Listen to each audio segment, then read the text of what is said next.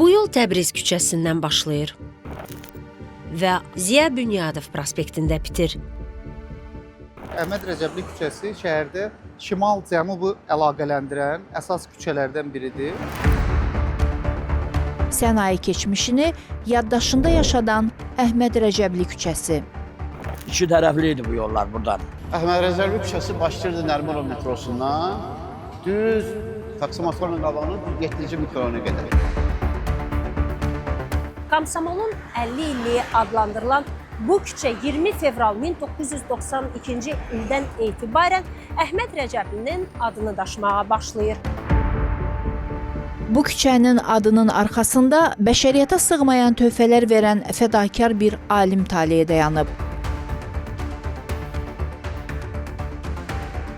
Əhməd Rəcəblinin kənd təsərrüfatından verdiyi töhfələr çox böyükdür.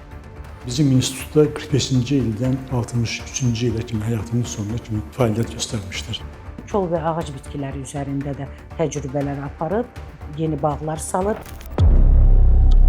Şərikli Çörək filminin unudulmaz balaca Vaqifi, real həyatda isə akademikin San Diego'da yaşayan nəvəsi Kamran Rəcəblinin səsində gizlənən böyük ailə dramı.